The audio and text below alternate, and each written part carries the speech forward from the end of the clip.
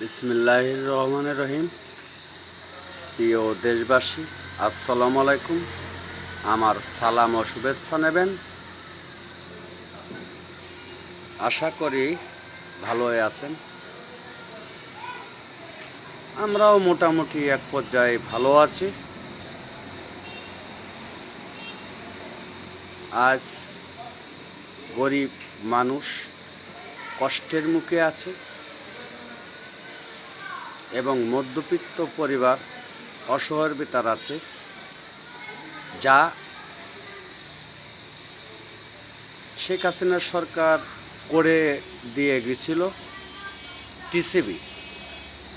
TCB একটি পূর্ণ পাইত সাধারণ জনগণ, গরিব মধ্যবিত্ত পরিবার সবাই।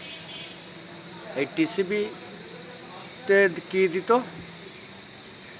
তেল, মুসুরির ডাল, চাল, 5 কেজি করে চাল, 2 কেজি করে তেল, 2 কেজি করে মুসুরির ডাল। আজকে এই ডক্টর ইউনূসের সরকার এসে কী করেছে আপনারা জানেন বা দেখতেছেন। ইদানিং তেল নেই, চাল আছে, ডাল আছে, তেল নাই। কেননা এই যে আপনার সমন্বয়কারীরা টের পাচ্ছে ভবিষ্যতে আমাদের বাইরে বেরোয় বাজার করে খাওয়ার মতন হবে না। তাই আগে দেখেন গে তারা কন্টেনার ভরে, ড্রাম ভরে, বেরেল ভরে তেল রেখে যাচ্ছে। গরিব অসহায়ের জন্য তেল নাই। আজকে 27 তারিখ নভেম্বর মাস। এই 27 তারিখ নভেম্বর মাসে খালি চাউল 5 কেজি করে চাল, 2 কেজি করে ডাল দিচ্ছে, তেল নাই বলতেছে, তেল নাই। তাহলে তেলগুলো কোথায় গেল? দেশে তো সয়াবিন তেল এত উৎপাদন হয়, সে সয়াবিন তেলগুলো কোথায় গেল? সমন্বয়কারীরা আপনাদের বলছে কোথায় গেল? তাহলে আপনারা লুটে খাচ্ছেন, কিংবা আপনাদের জেলা পর্যায়ে যে সমন্বয়কারীরা আছে তারা লুটপাট করে খাচ্ছে। সাধারণ জনগণ খেতে পাচ্ছে না।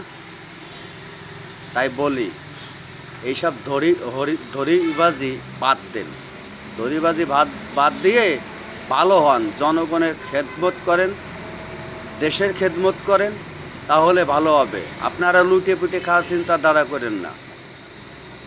প্রত্যেকটা দলেরে বলি, অনেক দল আছে লুটপাট করে খাচ্ছে বর্তমান, নাম ভাঙ্গায় খাচ্ছে, দলের নাম ভাঙ্গায়।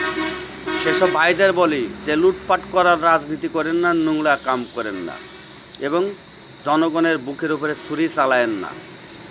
ছুরি চালালে জনগণ কলম ক্ষিপ্ত হলে পরে আপনাদের বাঁচতে দেবে না।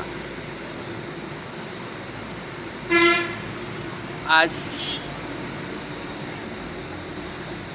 সবার সাথে একই একমত আমার হয় যে হাসিনার সরকারই ভালো ছিল, শেখ হাসিনার সরকারই ভালো ছিল। কেননা যা দেখতেছি, যা শুনতেছি, যা জানতেছি, খুব খারাপ এই সরকারের সময়। এই ডক্টর ইউনূসের সরকার আর সাজ্জিদ আলম নাহিদ, ইসলাম নাহিদ, এরকমের সমন্বয়কারীরা থাকলে পরে এইসব দুর্ঘটনা ঘটবেই, লুটপাট হবেই, অন্যায় রাজনীতি হবে। আপনারা বুঝতেছেন যে এই সরকার চলে গেলে পরে অন্য যে সরকার ক্ষমতায় আসবে আপনাকে ভালো মন্দ খাওয়াবে। ভুল, এটা সম্পূর্ণ ভুল। কেউ ভালো মন্দ খাওয়াবে না। আগে আমার পেট ভরে নেব, তারপরে আমি জনগণের খাওয়াবো, এই রকমের দল আছে, এই রকমের রাজনীতিবিদরা আছে। এখনও দেখেন প্রত্যেকটা চাইলাটার ঘরে খুব খারাপ কাম চলতেছে। বিশেষ করে আমাদের 5 নম্বর ওয়ার্ডে টিসিবির ঘরে বা চাইলাটার ঘরে এই নোংরা দুর্নীতি চলতেছে। ভাই বিরাদার, আমার আত্মীয় স্বজন জানে যেটা আছে, আমি অনেক মাতব্বারি করি, আমি জানি যেটা আছে সব কটারে আগের মাল দিয়ে দিচ্ছি এবং আগে খাওয়াই দিচ্ছি। আর 6 নম্বর ওয়ার্ডের কথা বলবো কি, 6 নম্বর ওয়ার্ডে কিছু দালাল বেরোইছে। দালাল সন্ধ্যে 7টা বাজতে পারে না, এরা দাগ দিয়ে থুয়ে দেয়, চক দিয়ে ডাইগিয়ে থুয়ে দেয়। এবারটা দেখা যাচ্ছে যে এক মুরব্বী আছে মুখী চাপদারি 6 নম্বর ওয়ার্ডের নারীশ্বর টোপভাঙ্গে।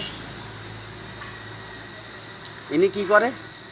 ইনি করে আসছে ইনার ছেলের নাতি পুতির, নাতি সওয়ালের, পুতা সওয়ালের এই রকমের করে জায়গা ধরে রেখে দেয়। রেখে দিয়ে কিছু কিছু লোকের জায়গা ধরে রেখে দেয়, তাদের কাছ থেকে টাকা খায়। তারপরে এই নাইট গার্ড, রাবিয়া চক্ষু হাসপাতালের যে নাইট গার্ড এই আছে, এর আগে দেখতাম যে এর বাপ মা ভাই বোন কেউ আসতো না টিসিবির এই চাইলাটার ঘরে। ইদারিং এ ডিউটি করাতে এর বাপ আসতেছে, এর মা আসতেছে, এর ভাই আসতেছে, এর বোন আসতেছে, এর বাইকনে আসতেছে, সিরিয়াল বাই সিরিয়াল রেখে দিচ্ছে। এবং আর যেগুলো রাখতেছে দেখা যাচ্ছে 10 জনের জায়গা রাখতেছে 20 জন ঢুকোচ্ছে, 15 জন ঢুকোচ্ছে। এইভাবে এক একজনের কাছ থেকে, অনেকের কাছ থেকে আছে টাকা খাই আগে আগে ঢুকে দেয়। সাধারণ যারা সকালে ভোরে এসে লাইনে দাঁড়ায় তারা মাল পায় না, তারা সিরিয়াল পায় না। আগে আমি যে বাড়ার বাল খালেক সাহেব ওয়ার্ডের বা নাইট গার্ড, আমি আমার জাত বোনেদের সব আগে খাওয়াচ্ছি। পাবলিক খাইলো কি না খাইলো আমাকে দেখার বিষয় না। এই রকমেরও দুর্নীতি হচ্ছে। তা আমি এই দুর্নীতিগুলো দেখতে চাই না, এই অন্যায়গুলো দেখতে চাই না। সবাই মানুষ, হিন্দু মুসলমান বৌদ্ধ খ্রিস্টান সবাই মানুষ, সবাইকে একই নজরে দেখতে হবে। তা নাহলে পরে রাজনীতিকণ আর ওই দুর্নীতিকণ কোনো কিছুইতেই কাম নেবেন না। সাধারণ জনগণ যদি খেপে তাহলে কেউ বাঁচতে পারবেন না, কোনো স্বৈরাচারী বাঁচতে পারবে না, কোনো ভালো বাঁচতে পারবে না। তাই এই সমন্বয়কারীদের বলি, প্রত্যেক জেলায় জেলায় আপনারা এইগুলো করেন। খুব অসহায়ের ভিতর আছে। আপনারা তো আরামে বসে বাজারও গাড়িতে বসে রয়েছেন, যাটা মাপতেছেন না, লাথি মাপতেছে, আপনারা তো আপনাকে নাম করে করছে, তাও তো আপনারা বুঝতেছেন না। এই অন্যায়গুলো করতে দেয়া যাবে না, এই অন্যায়গুলো বন্ধ করতে হবে। এই কথা বলে আমার বক্তব্য শেষ করছি। ধন্যবাদ সবাইকে। আসসালামু আলাইকুম।